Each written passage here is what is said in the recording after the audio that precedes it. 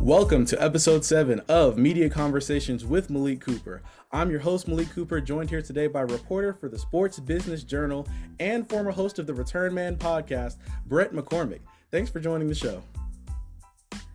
Absolutely. Thank you for having me, Malik. You can follow Bret on Twitter at Bret, just one T, capital B, capital T, and the number 1. I want to start the show by discussing your vast array of responsibilities. You cover facilities, fan experience, tickets, and tennis for the Sports Business Journal. So if you could just explain to our audience what all that means for you and take us through a typical work day for you. Sure. It is vast. So we have people that cover beats at Sports Business Journal that are like NBA or Major League Baseball, which is sort of like vertical beats. Mine would be horizontal. Every sports entity at every level would have fan experience, a venue, and ticketing. So it's huge from that regard. And then you throw in tennis, which has plenty going on. So I have a lot going on. I think that it's pretty interesting though, because it's like I never have a shortage of things I could write about. The opposite problem actually. But it's cool. It keeps me busy and I'm learning a lot. The business side of sports is just, so as you know, I used to work in Rock Hill at the newspaper there, and in my normal newspaper career, cover sports. It's just like the tip of the iceberg. I think most people don't really understand what's going on behind the scenes that powers it money-wise. And also not even just money-wise, but like on the facility side, what goes into running some of these buildings that are enormous and amazing, and very high tech and increasingly sustainable for the environment. So a typical day is like, I really don't have that typical of a day, which is one reason I like my job. I already had sort of some flexibility before flexibility at work became cool. So sort of make my own schedule. We have a lot of different products. Sports Business Journal, we have the magazine that comes out on Mondays, but then we have emails throughout the day. There's newsletters, there's podcasts. So I do lots of different stuff. So I write things of very different lengths. Magazine stories that can be longer. The stuff for what's called the daily, usually shorter, usually like a couple paragraphs. So it's good for writing practice. Magazine stories, you're going to explain something longer. You're going to talk to a lot more people. The daily, you got to like boil it down and be concise. So it's good, good practice, good range. But I talk to a lot of people, different kinds of people. I really don't have a typical day. I mean, it kind of can go a lot of different ways. If I have a deadline, I'll be working on a specific story, but a lot of times I have, probably like 4 or 5 stories going at once. Like literally, that's not an exaggeration. There's usually kind of like a short-term, mid-term, and long-term thing that I'm doing. Try to do that because, I don't know if that's the best way to do it, but that's how I do it. So things are sort of overlapped. So that's it can be challenging, but that makes every day a little bit different. And also now that the pandemic has started to relax a little bit, I say that like knocking on wood, starting to travel a lot more. So that's pretty fun. I go to a lot of sports venues when they open. So new buildings, new stadiums, new arenas. I'll be going to Austin, Texas in the middle of April. University of Texas is opening the most expensive college basketball arena ever. So I'll go and like do a tour and then write a story about it. So I do that, probably like 4 or 5 times a year. We have conferences where the sports industry gathers, and depending on the topic, some of those I attend, and some of those I am on stage, like leading panels, talking to people about stuff that I've usually written about. And so I travel for those as well. So it's cool. It's the interesting job. I'm learning a lot about something I really never knew anything about.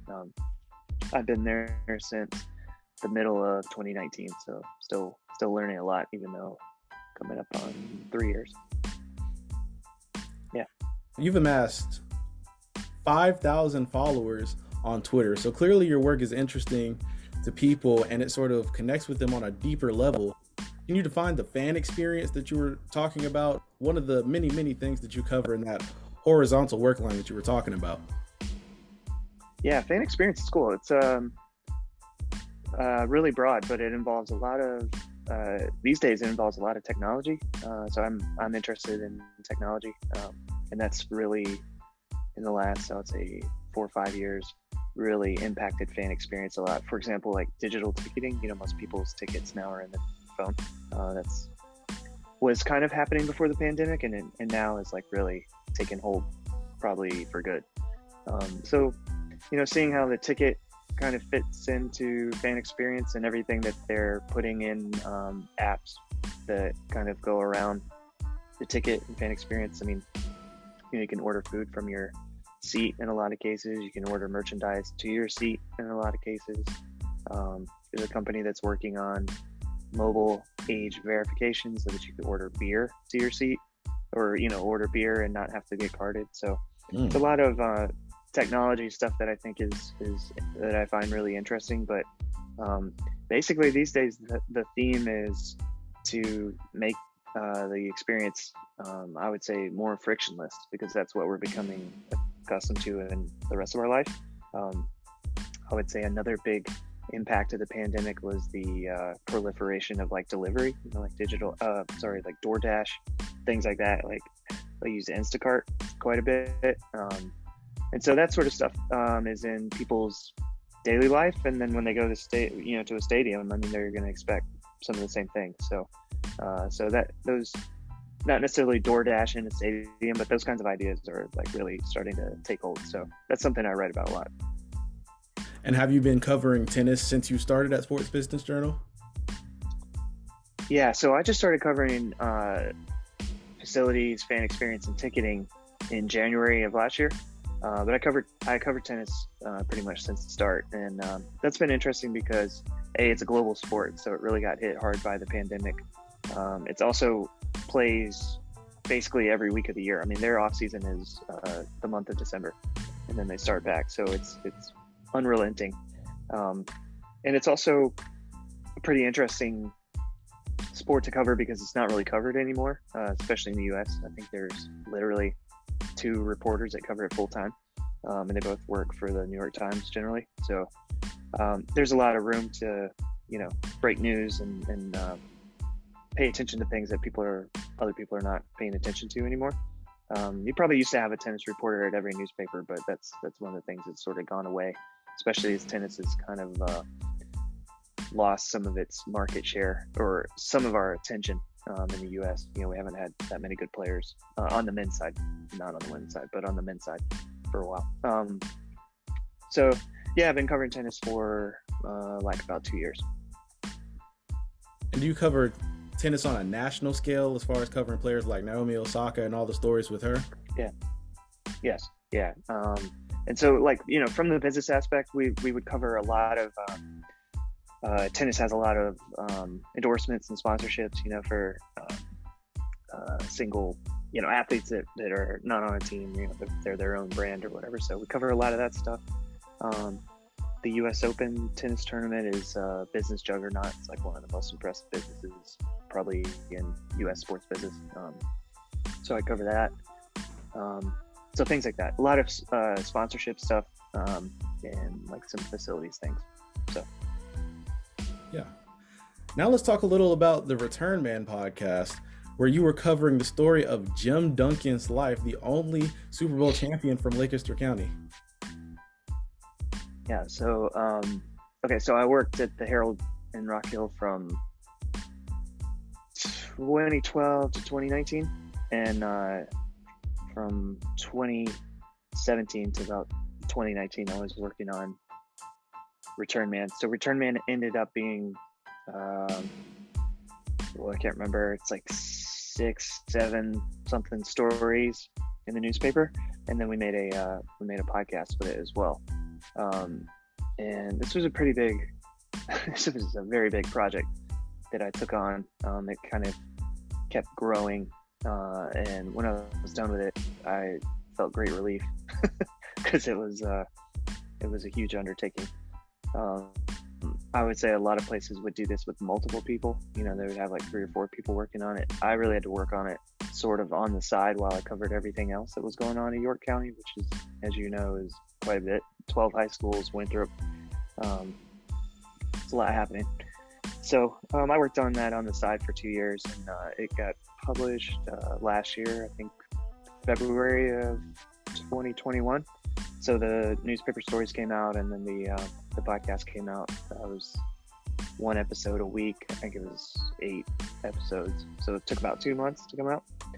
And it actually, about a month ago, got recognized by the AP Sports Editors Association as a top 10 investigative project for the year. So that was pretty cool. It was in the thank you. It was in the company of like New York Times, Washington Post, ESPN, Sports Illustrated. So that was very cool, very gratifying. But the story was essentially he came from Lancaster, kind of came from very poor background, went to Maryland State and HBCU, made the NFL, and played in the Super Bowl in Super Bowl V in 1970 in Miami. And the Colts won, and he was sitting on top of the world, and then like almost immediately his life just like began to unravel and crumble. And so I sort of looked at what happened to him. He ended up dying. The official word is he ended up dying by suicide in the police station in Lancaster in 1972. His family and a lot of people contest that characterization, but I'll let you listen to the podcast. But it's a very interesting story, and was a really, really took a lot of effort and a lot of work. And I actually personally prefer the written version more than the audio version. We worked with iHeartRadio on the podcast, and there was some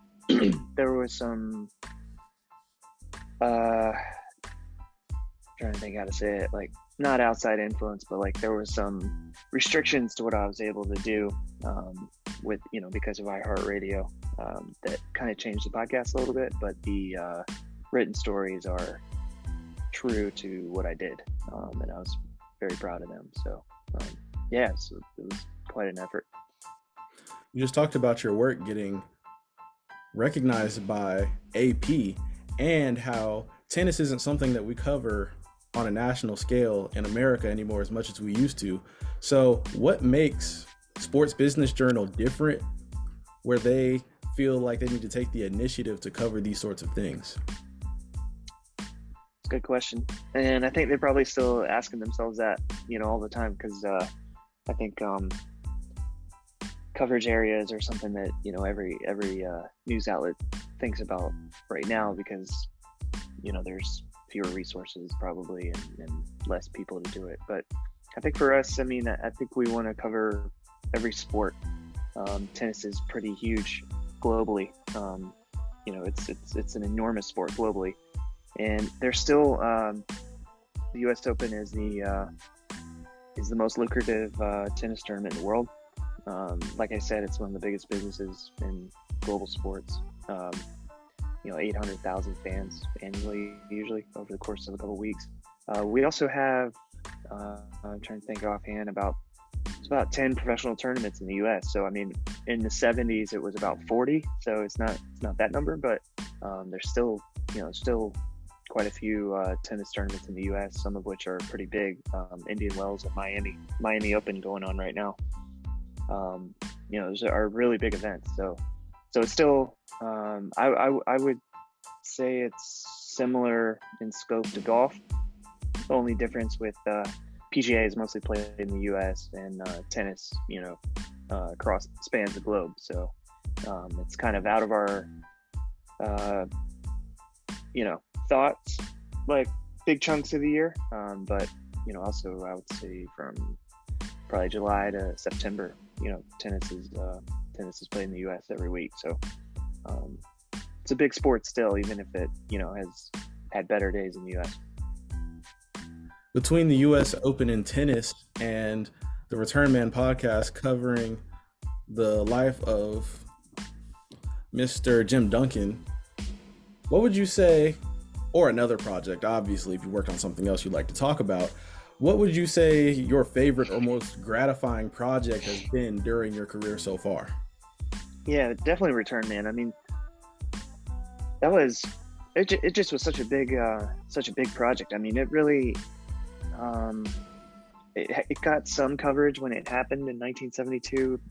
The New York Times actually sent somebody down there to cover it, but they wrote they wrote one story and then sort of moved on from it. And it just had not been. It wasn't well known down there. I mean, I think the people that knew about it are starting to die. They're older. They're starting to pass away. So really, his memory is kind of in danger, I think, of kind of evaporating. He also was in an unmarked grave, and so literally his remains were also, I would say, on the verge of disappearing. So some of the effort for that was to revitalize, his memory, his name, his legacy, his story. He wasn't a saint, wasn't an angelic person. Few people are, but I wanted to tell his story in entirety and totality as much as I could, and I felt like I did that given what was available. So it was a gratifying story, and not least just because of the amount of work that I put into it. I mean, it was literally 2 years, and it didn't. No, it was literally 3 years, and it didn't publish until 4 years after I started it. So it was absolutely will be the longest thing I ever work on. For those 7 years working at the Rock Hill Herald, did you feel a responsibility to cover more in-depth stories like that one, where national media coverage isn't going to get a hold of it? Like you said, the New York Times just sort of skimmed over it, whereas on episode 1, me and Alex were actually talking about how he feels like he has a responsibility to save the world with local journalism.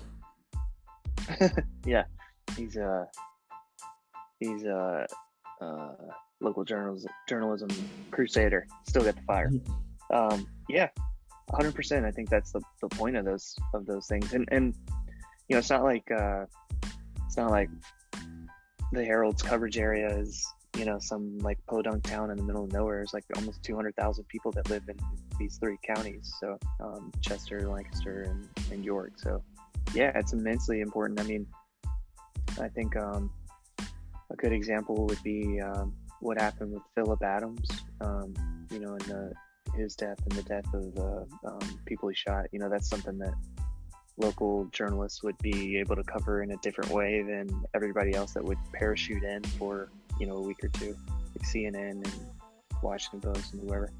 Not that they wouldn't do a good job too, but it's just different when you cover the place where you live and where you have been there for a long time. And so yeah, that stuff's hugely important. I mean, and for a paper like that, I mean, the things that Alex does that I did, are really important too, to write something that ends up on somebody's refrigerator or in a scrapbook. It could be the apex of their athletic achievement. So yeah, those things are important too, even though it may not be as cool as, covering Naomi Osaka or whatever. Both Rock Hill Herald sports editor Alex Zetlow and college hoop sports writer Brian Wilmer are previous guests on this podcast, and they both credit you with helping their careers at certain points. What can you say about taking the initiative to help the next man up during your career? Yeah, because I always want to do that because people did that for me. So it's just not being a selfish jerk and stopping the chain. So I always want to do that. And the communications, I guess, is like the broad field, but in journalism and broadcast, that type of stuff, the opportunities are crucial, to get experience. So I was always willing to help people with that. Plus, I always needed help at the Herald, which is how I came across Brian. And so he helped me as much as I helped him. I mean, I gave him more opportunities to get paid and to get better at writing, probably by getting reps, essentially. But I mean, he helped me cover stuff that I would have, I was only one person. I couldn't attend everything. So So it was symbiotic. I wouldn't come across like I was, Mother Teresa, but I always try to help people out. I mean, like when I was helping South Pointe and doing the internship thing with them, that was more of like teaching people how to do this stuff. That was a lot more work than it was with Brian. Brian was already pretty good. And then Alex, who lives up in Charlotte, where I live, we talk quite a bit, just about how I did stuff and,